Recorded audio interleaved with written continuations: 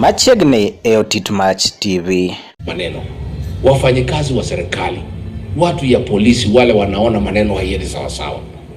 Hii maneno ya huyu daktari anaitwa Dr. Victor Mutiso. Tani mzuri Kenyan Sunu. Huyo mama aliuawa kwa sababu kuna watu walikuwa wameiba shamba yake. Walitaka kuuza 1.5 billion. Wakaona ndio wauze lazima auawe. That was the motive. Kwa sababu huwezi uwa mtu bila sababu. Hapo Kikuyu police station is a scene of crime. Hiyo police station ndio inapangiwa mauaji yote Kenya. Mambo yote wale askari wanaua watu wako hapo. Wanalindwa na Chief Inspector Mulwa. Na yeye analindwa na Kimani Ichung'wah. Ndio anamdefend asitolewe hapo. Sasa wale askari wa kukodishwa kuua watu wako hapo.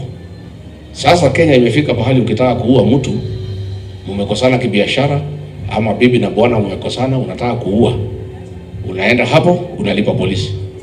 Kila polisi 500,000. Hawa watatu walilipwa 1.5 million. Wakaenda wakaua huyu mama. Polisi wale ambaye wamekuwa trained to protect life and property, wale ambaye wanalipwa mshahara na Wakenya kulinda Wakenya, ndio sasa wako pale wanakodishwa. Ukitaka kuua mtu unawalipa, wanaenda wanaua mtu. Siku ulisikia kuna bunduki zimeibiwa siku ya Gen Z. Hakuna bunduki ziliibiwa, ni hao polisi walijifanya zimeibiwa. Siko hapo. Hizo sasa kwa sababu zimeondolewa kwa record ya serikali, ndio hao police officers wanapewa, wanaenda wanaua watu. Huyu Chief Inspector Mulwa ndio mwenye kusimamia hao polisi. Ichung'wah ndio anamsimamia. Ile maneno yote yanafanyika hii Kenya ya uharibifu imepangiwa Kikuyu police station. Ndio tunasema that police station must be dismantled. Tunataka kuambia IG atoe huyo OCS and all those police officers, na atuambie tangu hizo bunduki zilizomekana zimeibiwa, uchunguzi umefika wapi? Kwa sababu bunduki ya askari kiibiwa, within 1 year we should have a report. Sasa juzi walikuwa wanataka kublame vijana wawili, moja ya bodaboda na mwingine ya gari, vijana ya jamii yetu.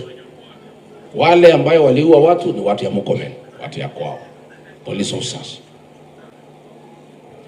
Polisi wakanitafuta wakaniambia hawa watu wanataka kufunikwa na Murkomen na DCI. Na ndio huyu DCI nikasema ni mtu ya kamera. Nikamtangaza. Akaamua sasa vile nimetangaza aende atangaze hao wawili, lakini aokoe polisi. Nikatangaza polisi. Na nikamwandikia inbox, nikampatia majina hayo polisi. Nikamwambia ukimaliza taarifa kama utangaze mimi nitatangaza. Akawataja. Wameshika tu mmoja. Huyu mmoja anaitwa Inspector Sang. Siku ya Thursday alishikwa hapo Togoto. Murkomen akapiga simu akawachiliwa. Huyo mwingine anaitwa Collins Kiplagat. Alishikiwa pale on your way to Mombasa, pale Mazeras. Murkomen amepiga simu amewachiliwa. Sasa tunakuuliza DCI. These police officers are in Kenya. They are killers. Wameua daktari. Wewe mwenyewe umesema ni hao walimuua. Kwa nini unawashika? Unaambiwa na Murkomen uachilie hao. Sababu ya huyu inspector kuachiliwa ni kwa sababu anasema atatoboa maneno. Yeye ndiye aliongoza ile kikundi ilipiga ACK Witima Church ubaya. Yeye ndiye aliongoza kikosi ilifamia kanisa yetu ya ACK All Saints Cathedral. Sasa anasema akikamatwa atatoboa maneno. So amewachiliwa. So tunauliza huyu daktari ameuawa, atapata justice namna gani? Wale tulipigwa kanisani ACK Witima, tutapata haki namna gani? Hii kanisa yetu ya All Saints Cathedral watapata haki namna gani? Sasa huyu alikuwa anaongoza kikundi inaitwa Nairobi Sierra. Hiyo kikundi because imejulikana imekuwa dismantled. Hao polisi wote wametawanywa to go to different places. Nao wanasema wameumizwa, wataongea. Sasa hao polisi nataka niwaambie leo, imeamuriwa ndio evidence iishe, wasikuje kuongea hata siku moja. Watatafutwa wote moja moja, watauawa. Hawa wa Nairobi Sierra, wherever they are. Mkomen amesema watafutwe moja moja, wapigwe wote wa erase evidence. So what I'm advising those police officers, muingie haraka, mutangaze, you confess what you did, useme nani alimwambia, then mukimbie kwa unit inaitwa witness protection, so that muchungwe, musiwawe. Mukiendelea kutembea na mumenyang'anywa silaha, mutaanza kuuawa moja moja. So what is happening, Reverend, in our country ni kwamba polisi ndio wanatumika na serikali kuua Wakenya. Huyu DCI Mohamed Amin kazi yake ni cover up. Hapo Mount Elgon iko mtu alikuwa anasimama kiti hapo, ameuawa. Family wamenitafuta, Rigiji tangaza DCI is covering up wale watu ambao wameua huyu alikuwa anapigania kiti hapo Mount Elgon. So that is the problem we are having as a country, ya kwamba serikali ndio inaumiza Wakenya, na ndio tunasema tourists are not safe, investors are not safe, na hiyo ndio tatizo ambayo tuko nayo. Na mimi nauliza William Ruto, wewe rais, hata kama umeharibu uchumi, umeharibu afya, umeharibu masomo, hii maneno ya kuambia polisi waue watu wa Kenya, Gen Z uliua, wale walibaki ulisema wapigwe risasi kwa mguu. Sasa umetengeneza kikosi, ati mtu akikosana na mtu mwingine anaenda analipa polisi wanaua yeye. Sasa what kind of a country are we having as Kenya, where the police are assassins for hire? Ati mchungaji ukikosana sasa na huyu mama, huyu nimekalia kiti yake, mimi najua mwezi kwa sana, napeana tu mfano. Huyu mama anatafuta pesa, naenda Kikuyu, analipa polisi wanakuja wanapiga wewe.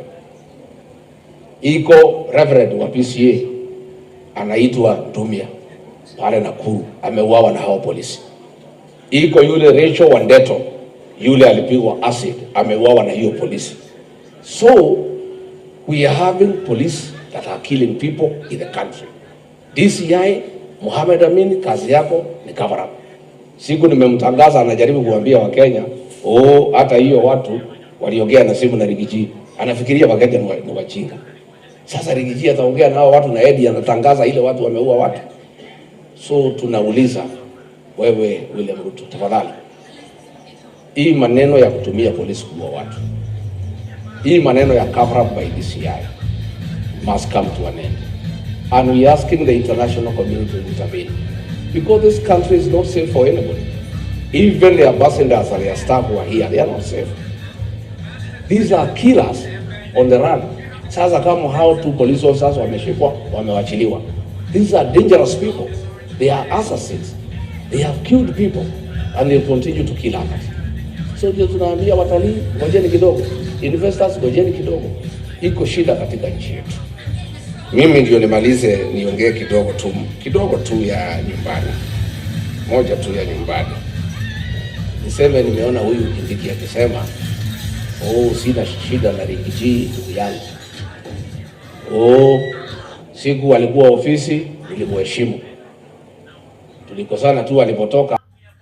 Try to invest wisely with Pocket Broker.